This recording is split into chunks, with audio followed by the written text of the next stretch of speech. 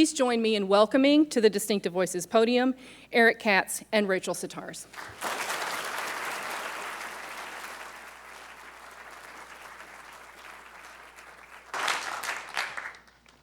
Hi, guys. Thank you for coming. We're really excited to be here. Happy to leave the 30-degree weather to come to the beautiful state of California. So she did a great introduction. I guess I don't really need to talk about what we're here for. You guys all know, but we're going to go ahead and get started and talk about cyber forensics and everything that we do at Purdue. All right. So one of the first questions people have is, what is cyber forensics? And besides it being the buzzword that got everybody in attendance to come in today, cyber forensics is essentially looking at scientific methods to reconstruct events that happened. And in this case, it particularly involves evidence on computers and other digital devices. What you see on screen is the technical definition from the Digital Forensics Research Workshop. But I'm not going to read that to you. I'll let you understand that on your own pace. Cyber forensics encompasses many different sectors. It involves just about every activity on the world now. This includes militaries, governments, intelligence organizations. It also includes law enforcement and private sector business and industry. And this involves the standards and guidelines. It involves how you do your investigations, the rules of evidence that apply. How do you present this in court? How do you explain it to people who don't necessarily understand the technical matters that make it important? There's a lot of information that gets recorded, and sometimes the hardest part is explaining what it means. So to understand what cyber forensics does and what we're attempting to accomplish, one of the first things you need to know is, what is a computer crime? What is cybercrime?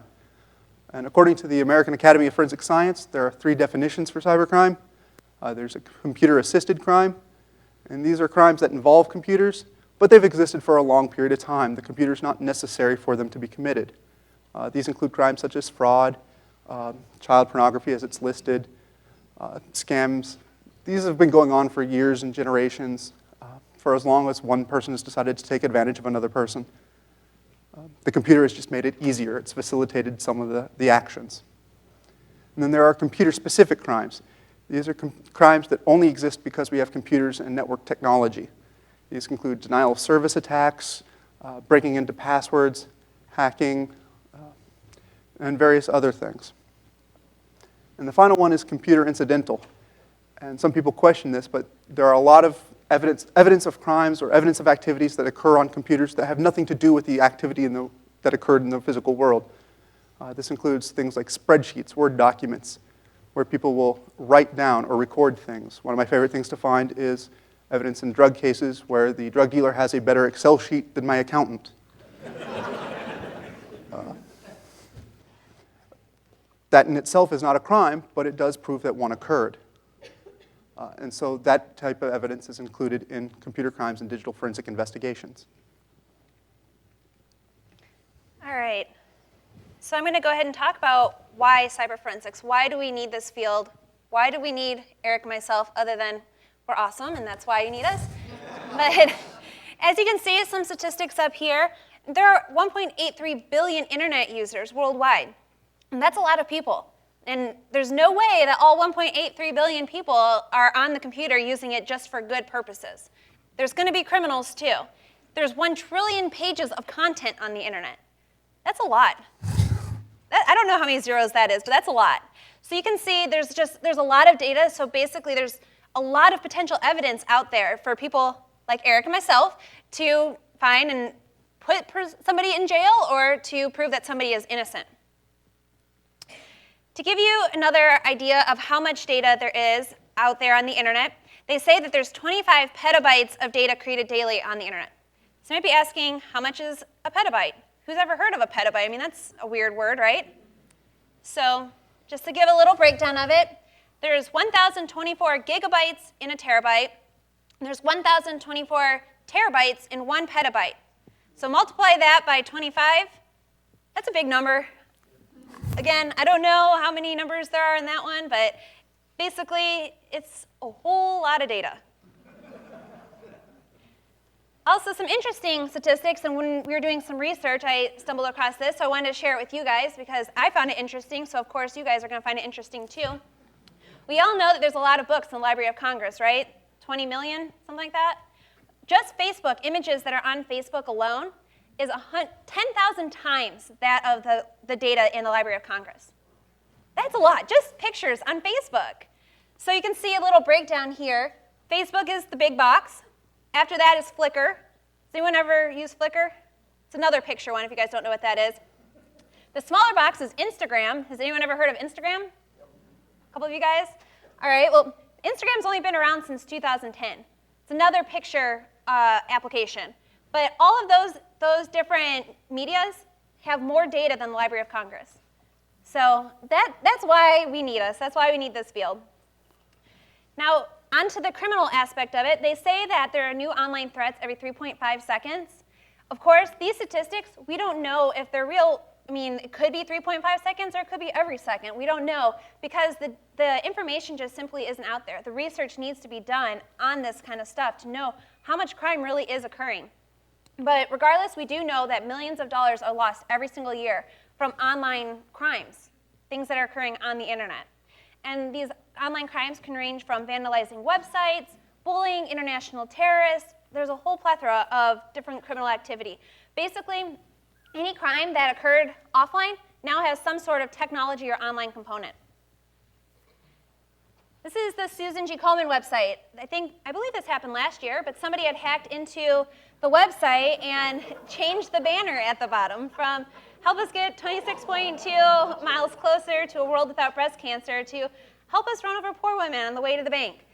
So that would be a prime example of website vandalization. And there's a lot of different risks. We all know, we've kind of already touched on all that, but basically cyber attacks now, they outweigh terrorism, traditional crime, and even national disasters. So it's a huge deal, and there's a huge need for this field. As well, we all know, who has a cell phone in here?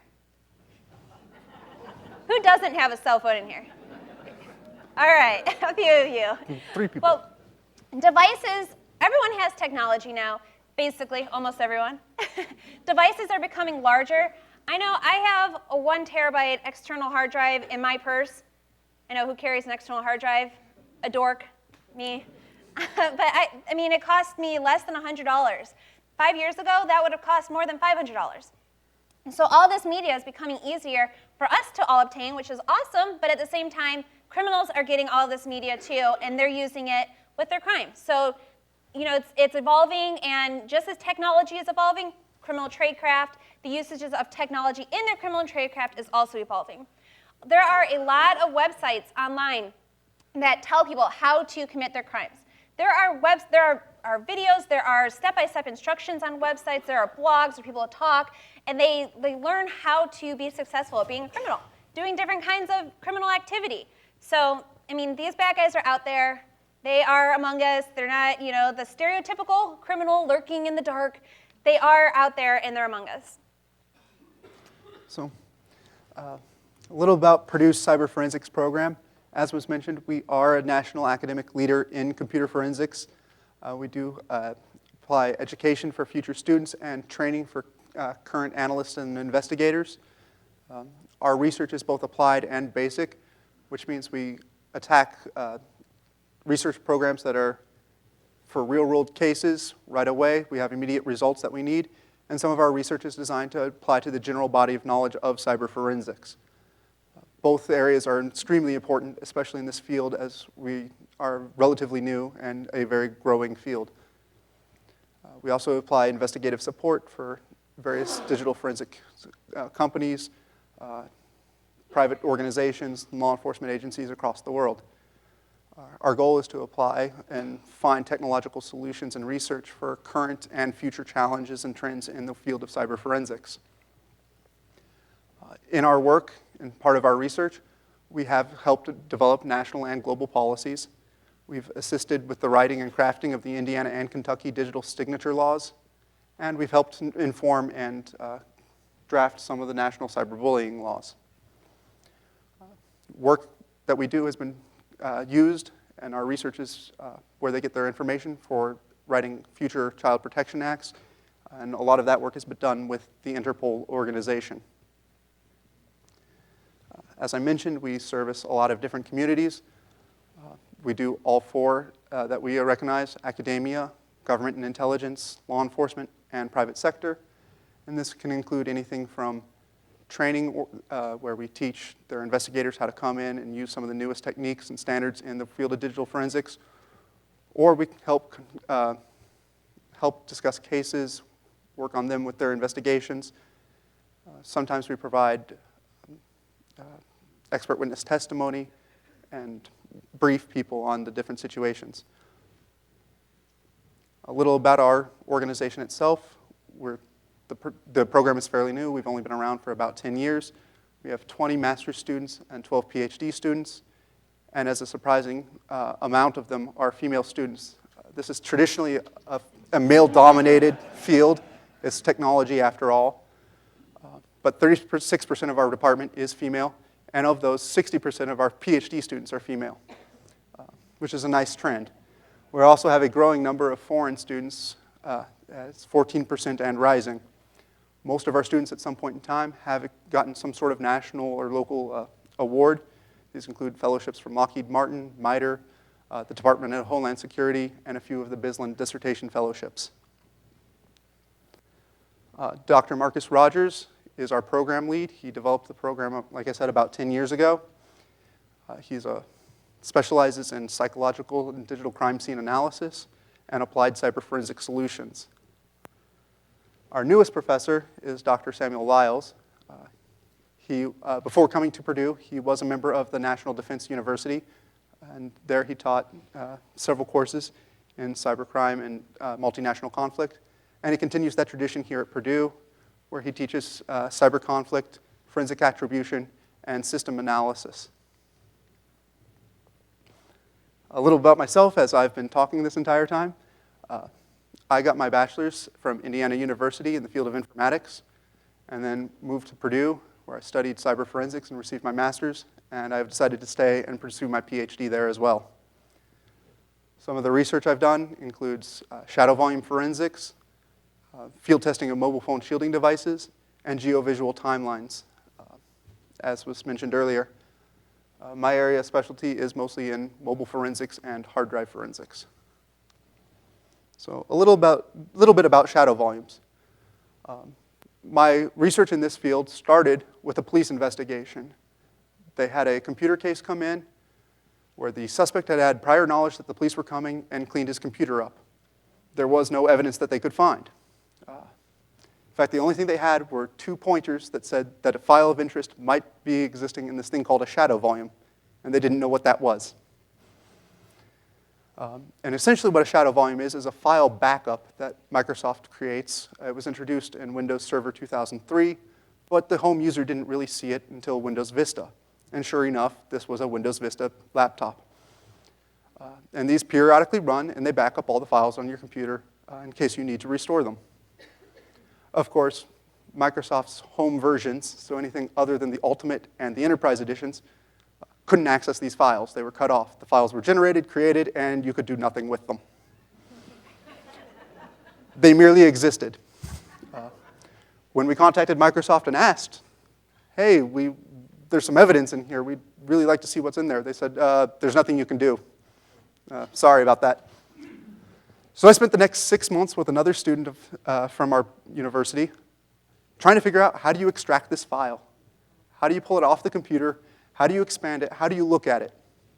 Sure enough, after 6 months, we were able to extract the file, put it into a virtual machine and blow it up, and allowed the detective to see the suspect's computer 6 months before they arrested him. We presented the paper we published on how to do this to the American Academy of Forensic Science, and we did close the case. Thank you.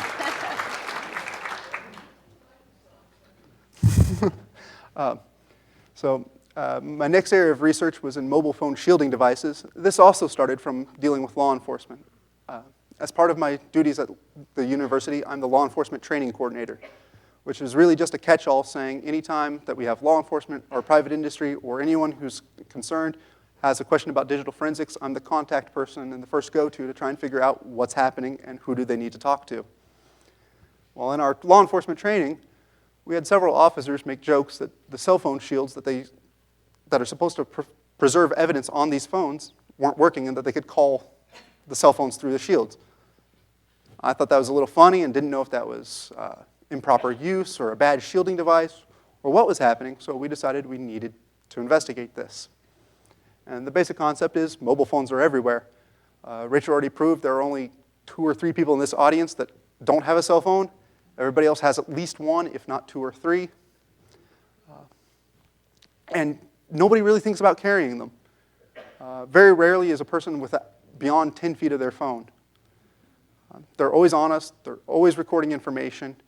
Even when you think they're off, they're probably on and recording things about you.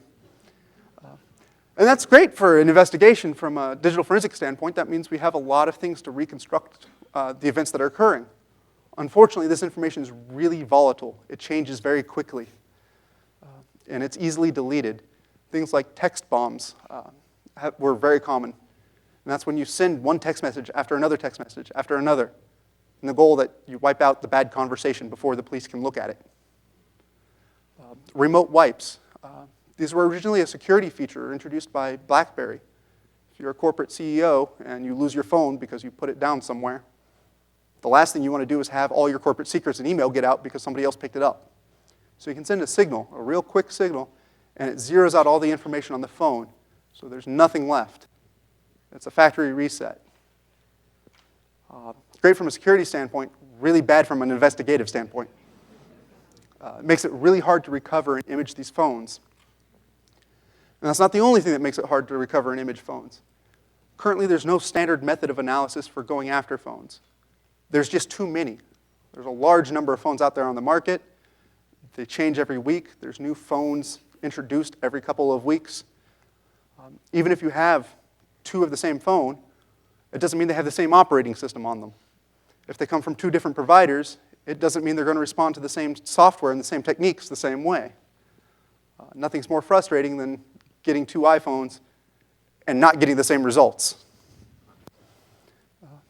And this calls, so you have to preserve your evidence. You have to protect it until someone who knows what they're doing can get a hold of the phone and can extract the evidence. And this calls into your question the ability to be admissible in court. Once evidence is changed, you can't go back. And you need to be able to prove that when you took the phone, the information you're getting off of it now is the same information you got then, or that was on it then. If it changes while it's in your custody, you have to know why it's changing and what's happening. If you can't prove that, not only can you not prove guilt, you also can't prove innocence, which is extremely important. In fact, it's important enough that major organizations across the globe have published guidelines saying cell phones need to be preserved. They need to have methods, need to be developed to cut them off from their providers. These organizations include Interpol, they include the National Institute of Standards and Technology, the Scientific Working Group for Digital Evidence, and the International Association of Chiefs of Police. And the most recommended way they do this is by using shielding devices, Faraday-esque devices, as I call them. And the idea is they perform similar to a Faraday cage. They try to prevent all signals from the outside from being able to reach anything on the inside, and any signals from the inside being able to reach outside. If they succeed, you've successfully cut off all communication to the phone, and what's great about this is an officer or an investigator, a first responder, doesn't have to have a lot of training on how to use cell phones in order to use the shielding device. These are some examples of some of the shielding devices I worked with in my research. Most of them are bags or some sort of mesh, usually conducted of metal, most commonly nickel, silver, copper. And the vendors are happily sell these forensic tools to police officers. And they'll say things like they're 99.99% effective at blocking the phone, or they'll put equations on their website that make it sound like the shields are really good. In fact, due to my research, the website's changed. You won't see this advertisement anymore. When I questioned the company about it, they quickly changed their advertisement. The 99.99% effectiveness, I decided I wasn't going to try and contest them. I assume they are 99.99% effective. But what they're telling you is they're 99.9% effective at blocking 80 decibels at this range, not that they're 99% effective at blocking all cell phone signal. These devices fail for 3 different reasons. The most common being there's not enough attenuation. They don't block the signal well enough. There's some sort of leakage, either because the bag or the shield isn't complete, there's a leak, or because the detective decided they needed to plug the cell phone in to keep it powered and left an antenna reaching out to the cord to the power connection. And the final reason is the shield itself can become an antenna. Most people don't realize your cell phones have 4 or more antennas in them, and some of them are contact antennas. So when you put a giant metal bag around a contact antenna, you've just made a bigger contact antenna, an improved reception for the cell phone. Unfortunately, these devices have unknown rates of failure. So when you seize them, put them in your preservation bag, and then say they're protected and preserved, and wait 6 months for them to get to the forensic analyst and have him do the investigation, you don't know what's happened to your data during that time.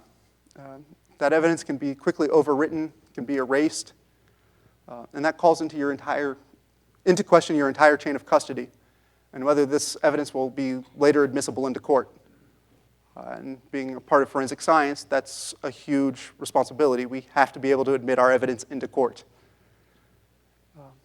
So in my testing, I took 6 different shielding devices and 14 phones from 3 of the major carriers. I used AT&T, Sprint, and Verizon. Budgetary constraints prevented T-Mobile from entering into the equation. And then I went out to cornfields in the middle of Indiana. Not knowing if these shields could fail or not, I wanted to get away from any sources of alternative communication. I wanted to be next to the most powerful towers I could find. So these are towers near highways designed to cover miles and miles of area. And I sat there in the Indiana winter and made 5,100 phone calls. Thinking, great, I'll hopefully have 1 or 2 failures so there will be some data. Much to my surprise, there was an overall failure rate between all the shields and all the phones and all the carriers of about 53%. So 53% of the time, data changed when the phone was supposed to be shielded. The most common one was SMS, which are text messages. They're brief, they don't need a lot of communication, and so 56% of the time, almost 60%, they managed to penetrate the shield and the phone would receive a text message despite the fact that it was supposed to be protected. Voice calls were close behind at 53%, and multimedia messages, the MMS, was the only one that was under 50%, and that was 48% of the time it managed to get through. There are also other forms of communication that cell phones use, such as 3G, 4G, and near contact fields. I didn't test those. I just went for the major ones that I thought about at the time, and this evidence was quite shocking. These are sold as forensic devices. They managed to not pass a pass-fail test. My current research, however, is still dealing with cell phones. Now I've moved on to geo-visual timelines. It's great to see timelines. It's great to see all the information on a phone. They like to record, as I said, everything, even when they shouldn't. Anybody who's ever downloaded an app from an app store, especially the Google Play Store, you can always look for all the permissions. You should probably click on those sometime. You'd be surprised at what those applications are asking permission to do. Why does a memo program need full two-way network access and debugging modes on my phone? It's supposed to take a short note, right? But most of them ask for two-way communication. They want the app writer wants to know everything that you're writing about on your program. And your phone's recording data even when you think it's off. It's just in a low power mode. So it can still record GPS positions. It still talks to the towers and does its handoffs. And it records great information such as timestamps, your GPS position, addresses. They save map tiles from when you search or when you try to figure out where you're trying to go. It stores all the cell towers you talk to, your Wi-Fi access points, the data that transmits back and forth. And it does these in various files. Sometimes they're kind enough to give me a Wi-Fi.cache file. Sometimes they're hidden response files. Sometimes they're just fragments stored in a database that have to be reconstructed. But the great news is, once you've done that, you can map out who's doing what where. I can now tell you what website you went to when you were standing on which street corner, what application you were running. It may not matter that you were playing Angry Birds. In fact, usually that's a piece of information that's looked over by most investigators. However, it may matter that you're playing Angry Birds when you're at a specific house and 5 other people are in that house at the same time, because those could be your conspirators. This involves clustering information, when you start to see groups of people and groups of activities occur in the same locations. We can also map out your social networks. Not only can we see who everybody you know on Facebook and everybody who's you're tweeting and following, we can see who you're actually communicating with, who's your actual social network, not just the people you know. This lets us know more about your identity. Who are you? What do these actions mean to that person or to your investigation? And this provides operational intelligence for both law enforcement and intelligence organizations. It allows for incident response if you're a company trying to figure out how did your data systems get breached, what happened to your network, where did it go. Your phones are powerful storage devices. Insider trading and insider espionage often happens, and a cell phone's a common way to export this. So knowing the behavioral patterns and the identities of your suspects is of extreme importance. Unfortunately, when you pull it off of a phone or you start looking through it, it's, as I said, chunks of file information, databases, pieces of things here and there. It's very hard to interpret. You need to see it on a map. And this is a test phone I did work with as proof of concept over the summer. Yes, I can tell you it's a little messy, but you can see every activity the user is doing. Each one of those pens represents a different activity, a different timestamp of occurrence. And you can also start to see how things cluster. So there's some items that are farther away, some items that have multiple actions associated with them. As you zoom in, you can start to see where in what building I was performing my actions. It's not just, oh, you get a general rough estimate. It's he was standing directly in this building, sitting at this desk when this action occurred. And it records, as I said, a lot. This is the information that it's based off of. If you clicked one of those icons, one of the push pins, this is what brings up. It's a lot easier to see it on the map as a push pin than it is to read the timestamp, latitude and longitude in a database, and then try to make sense of it. It's also a lot easier to explain to somebody else, oh, this is why we know it. And this is good for proving multiple things. Not only, like I said, who did what where. This can establish and break alibis. If you say you weren't at this location at the time a crime occurred, you run this program. If there's no push pins at that time that say he was in that position, then you're innocent, or most likely innocent. I won't make guarantees like that. But if there is push pins there, then we need to investigate why. Who's telling the truth? What's happening? So that's the goal of my research right now. All right, in case you guys forgot, I'm Rachel. Been quiet for a little bit, so just want to remind you. Just to give you a brief background about myself, I got my bachelor's from Purdue in law and society, and I minored in forensics and psychology. I got my master's in the cyber forensics program, also at Purdue, and I'm still at Purdue, getting my PhD. So I love Purdue, obviously. I've been there 9 years. They can't get rid of me? They've tried? No, I'm joking. I have the Vaccine Department of Homeland Security doctoral fellowship right now. If you guys don't know what vaccine is, it's the visual analytics for command, control, and interoperability environments. It's a mouthful, so vaccine is what got on the screen. But I got that, and basically I get to do lots of cool research and stay in school. I'm a criminal intelligence analyst with the Indiana State Police. I'm on the Internet Crimes Against Children Task Force. So yes, I work full-time and I'm a full-time student, which means I don't have a life. So, but I wouldn't change it. I would not change it. My area of research, I do a lot of different kinds of research, but I tend to focus on internet predators, and that's mainly because it's what I do with work too. It kind of goes hand in hand, coincides. I did internet addiction and child pornography usage for my master thesis. I've done a predatory behavior in online chat rooms analysis project, and then also looking at female offenders, because everyone thinks about sexual predators as being men. So I wanted to know, are there any women who do this? So I'll go over my projects.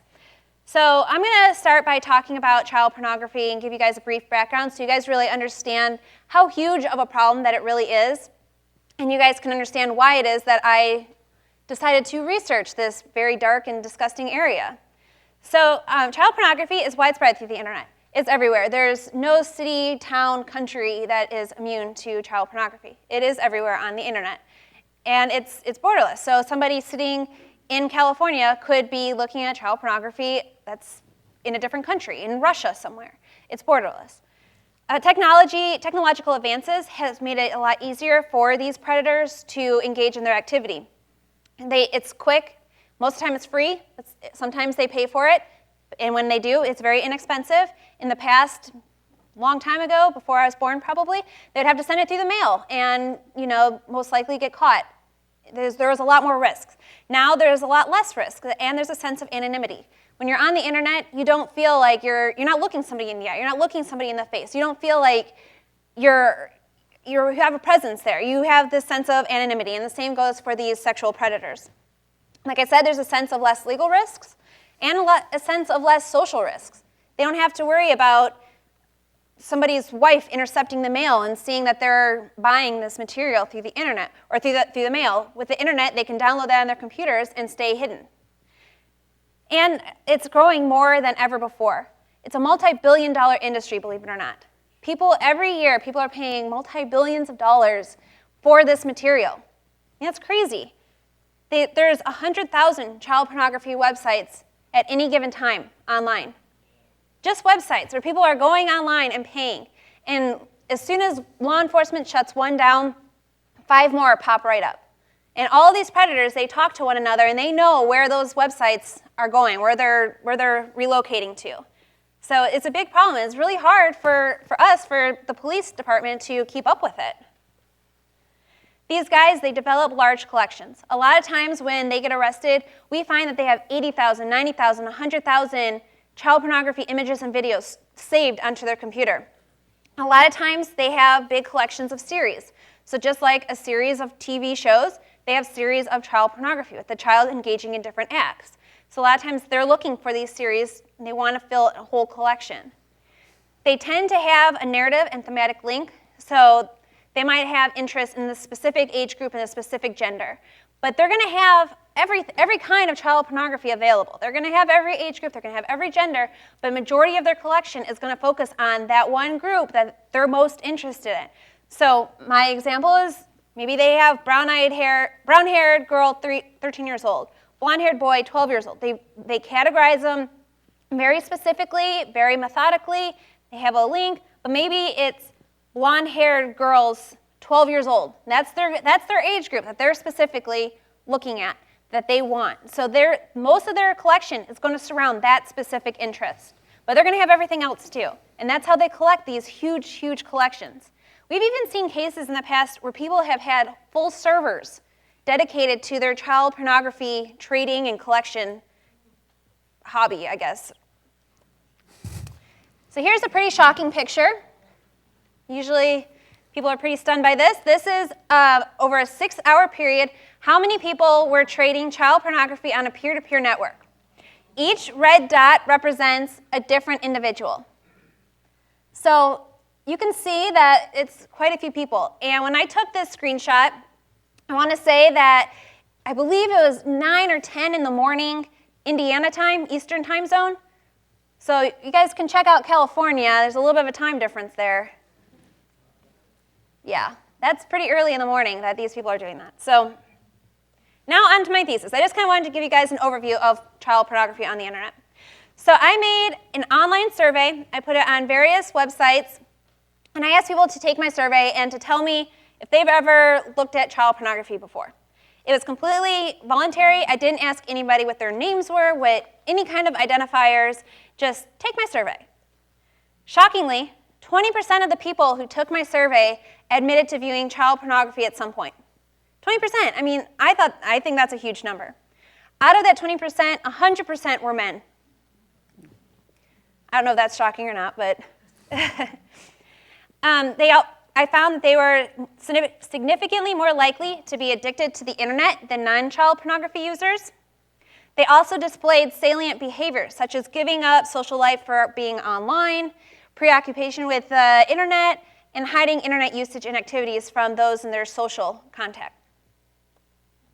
Here's a breakdown of the demographics. The reason I'm showing this, if you look at the age, majority of the child pornography users, and I should interject here, the first column are the child pornography users, the second column is the non-child pornography users, and the final one is the total. But as you can see, 53% are 18 to 24. 25 to 34 age group, there's 23% of people. Really not that much different than the non-child pornographers, but I want to say most people think of sexual predators being the dirty old man living in, their parents' basement and never coming upstairs. Well, we can see from this, that's not true. That's not who these guys are. We can also see marital status. I guess not too shocking. 73% are single or never married, but if we look at about 73% are under the age of 34, and I mean, maybe people are waiting till they get older. That's not that shocking. But I mean, a lot of them, 7.7% were married, 1 was divorced, 4 were widowed. So you can just kind of see the breakdown.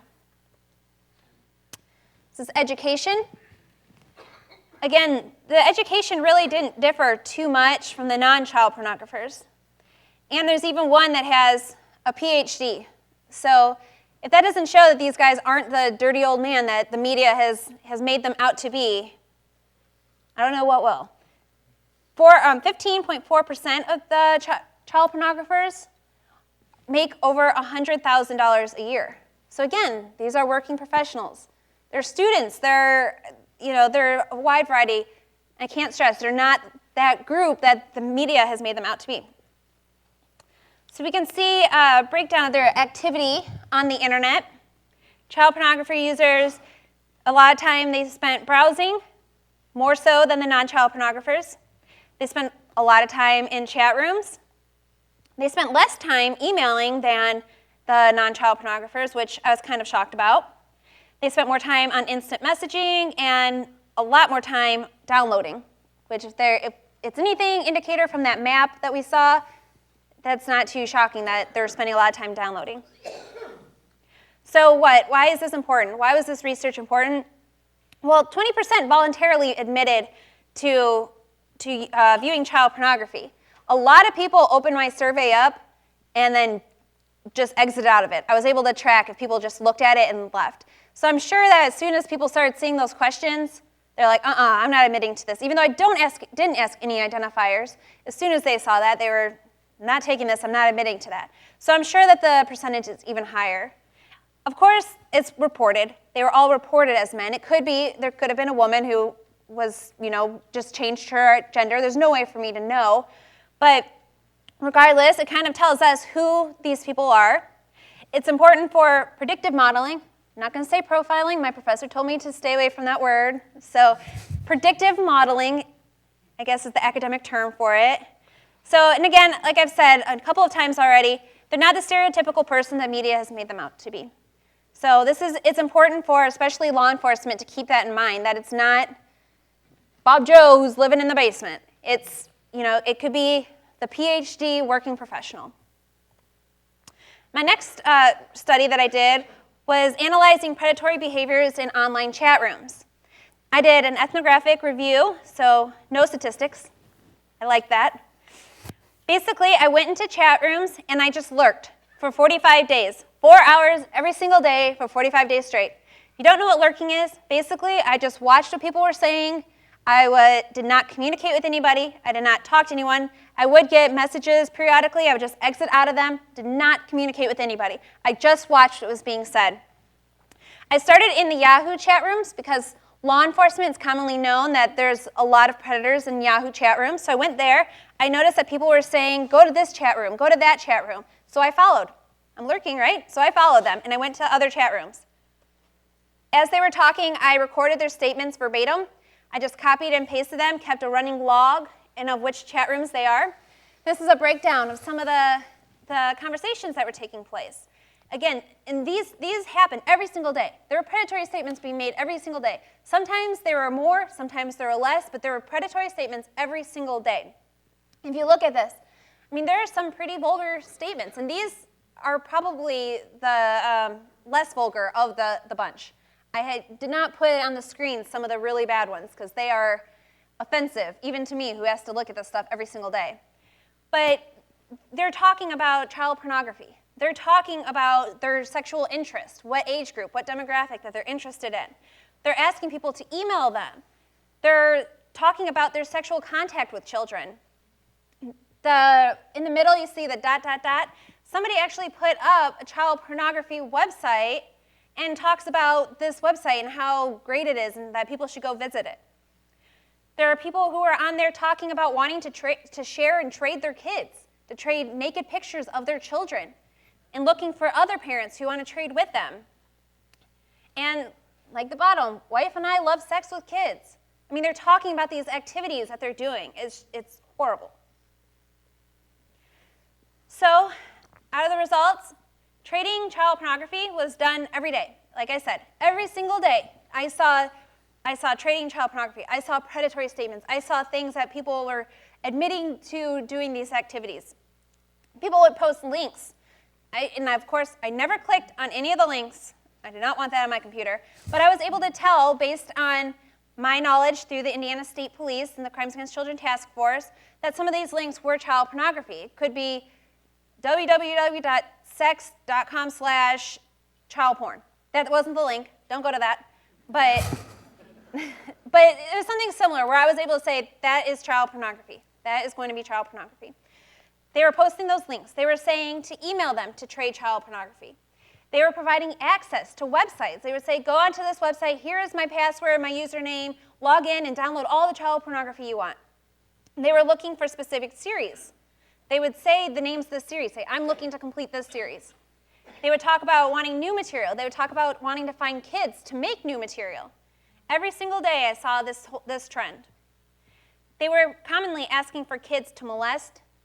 They were saying that they were looking for parents who wanted to share, who wanted to trade, like I showed you in that last example.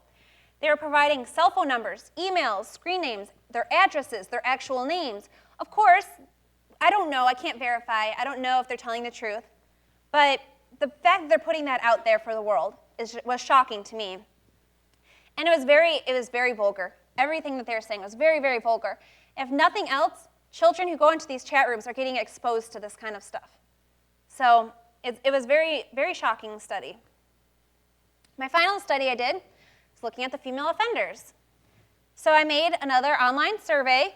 I sent it out to the Crimes Against Children affiliates in Indiana and a few other states. I asked them about their child exploitation cases, what types of cases. Was it a child molest? Was it child pornography? Was it exploitation? What kind of cases? If they've ever seen a woman, and if there was a woman, was there some sort of male involvement?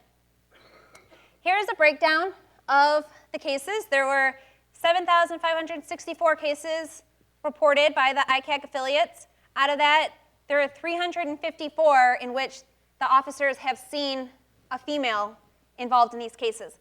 Most of the time, when the officers reported a female case, it was child neglect, child abuse, not necessarily a child sex crime, but crimes against a child.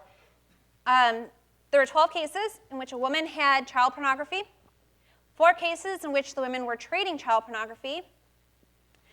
They were trading it via peer-to-peer networks and through email. The female-to-male equation was 0.05%. So women do this, but not very often. Out of those 12 cases where it was a sex crime, in 92% of the cases, the man and the women were romantically involved. Oh, there we go. So what does this matter? Why is this important? Again, this helps us with predictive modeling. This helps us to know what's going on there, what's really going on in the world of child exploitation. We know men are more likely to engage in this activity. We see it in the news, we see it on the media all the time. This morning I was watching the news here in Los Angeles, and I saw a case on the news here. So, I mean, it happens all the time, and most of the time it is men. But we do know that women do this too. And, you know, if there is a man who's getting caught, law enforcement needs to keep in mind that that man could be influencing the woman to be doing that as well. So it is important to look at the woman's computer, to look into the woman, make sure she's not actually involved, she really had no idea about it. Or if they get a woman's case, where the woman is the target, make sure to look to see if there's a man that she's romantically involved. Make sure that her alibi checks out, that she is telling you all the truth. It's very indicative of behavior. So a little bit about our investigations. As I spoke earlier, I am the law enforcement coordinator for our department. We do conduct investigations and assist agencies and organizations all over the country. This includes conducting forensic analysis for your case, analyzing phones, retrieving and finding data that's been deleted or unallocated. We provide consulting. We will look over and examine cases as they come across. When people don't know the answer or don't understand what the data means, we turn it into usable information, let them understand what's occurring, what happened. This means we've often validated or invalidated court findings. We've written several amicus briefs dictating that this was good science or bad science. You need to watch out for this. What are the faults and the gotchas? What's actually being seen here? We provide expert witness testimony, and as I mentioned, we provide a lot of training. This includes state agencies, such as the Indiana State Police. This also includes the FBI, Immigration's Customs Enforcement. We've worked with the RCMP, Interpol, and other agencies across the planet.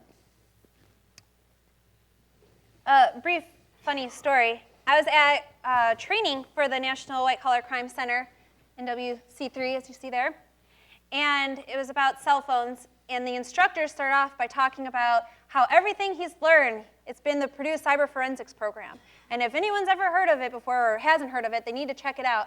And I'm sitting in the back, and I'm kind of smiling and giggling a little bit, and he looks at me and he's like, "Have you ever heard about it?" "Yeah, I'm a PhD student in that program," and he's like, "Oh, well, maybe we should switch spots." But it was pretty cool to see how recognized and how known we are. So with investigations, in 2006, our major professor, Dr. Mark Rogers, alongside a few others, wrote an on-scene triage paper. Basically, this paper was to say how you can do investigations in a scientifically sound manner and do a preview of the machines while on scene. So while an investigator goes and kicks in the door, there can be somebody who's one of us sitting in a van and can look at the computers in a scientifically sound manner and be able to determine whether or not the person is who they say they are. It's important because a lot of times people don't put passwords on their wireless servers, right? Hopefully you guys all do, but a lot of times people don't. And so we could be kicking in the door because we've been watching somebody who we think is trading child pornography, but then their machine has nothing on it. Really, it's their neighbor next door who's using their wireless to download everything. So if we wait until we go back to the lab to look at the computer and say, "Oh no, there's nothing on here," and that guy who just watched that search warrant take place is out of there. Guaranteed. He's going to say, "See ya," and he's going to be somewhere else, not able to be found. So it's important to do that there, to check the machines, to do a triage, an on-scene triage. So we wrote the paper. We made the model. It's been very successful for the Indiana ICAC. In fact, other states have taken on this model and are doing this as well. This won the International Association of Chiefs of Police Award for Excellence in Investigations. So it's a very good paper, and it's on the Purdue Cyber Forensics website. So if you're interested in reading it, you should check it out. But since then, it was written, obviously, like up there, you can see, 2006. It's been a few years. Technology's changed a little bit. Investigations have changed a little bit. And so the Assistant U.S. Attorney of the Southern District of Indiana has asked me at least 5 times, if not more, probably more, I've lost count, but to update the paper. And so he's basically begging us, please update this paper, update this paper. So that's how great our program is and how great our education is. There frequently we're being asked to write publications, to do specific white papers, to do different projects. So it's pretty neat to be a part of this field. I'm going to give a case. That's my lieutenant, Lieutenant Chuck Cohen. Work for him. I just like that picture. That's why I wanted to show it. But he wasn't the one who came to me, but a sergeant on our floor at work. I worked down in headquarters. He was looking at a machine. He was looking into it, looking at the internet history. He ran a program, got the full internet history of this target's machine. He saw something that didn't make sense. This specific day, this specific time when the user had no other activity, there was a constant log of foreign erotic and sex websites. They were all coming from, I think, Hungary and Poland, and it just didn't make sense. Why is this on there? He asked the other forensic examiners at the Indiana State Police. They had never seen it. They had no idea. So, of course, he calls me. When we clicked on, have you guys ever seen the little question mark next to something, don't know what it is, and it tries to tell you what this is? Well, that's what we did. We clicked on that. What are these sites? Why are these sites showing up? And you can see it says that these records are maintained by Microsoft and not necessarily related to the browsing history or habits of the user. So if it's on there, why is the Internet Explorer looking at foreign sex and erotic websites, but not maintained by the user? Very strange. We've never seen it. Eric and myself, we have no idea. We've never seen it. So we have not done this yet because this is very recent, but we're going to create a virtual machine, install the operating system, install the version of Internet Explorer that the target was using, and see if we can find the same files, see if it happens again. Who knows? We don't know yet. Hopefully we'll have an answer soon, and then we can come back and tell you guys about what we found there. But it's pretty cool that, this officer who's trained in this, he's never seen something, and so who does he call? Not Ghostbusters, he calls us. So with that, thank you. That's our presentation.